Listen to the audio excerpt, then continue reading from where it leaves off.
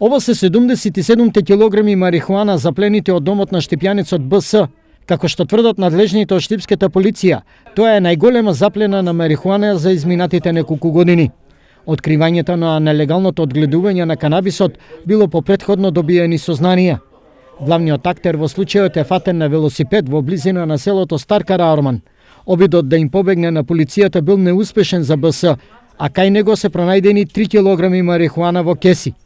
На 2 ноември извршен е претрес реализиран со судска наредба во домот и помошни простории на улицата Сремски фронт во Штип, каде БС живее, при што пронајдени се повеќе најлонски кеси со наркотична дрога марихуана со тежина од околу 74 килограми и други предмети кои се фото и видео документирани и подигнати за вештачење. Приведениот заработи 30 дена притвор и кривична пријава за недозволено држење и производство на наркотички средства.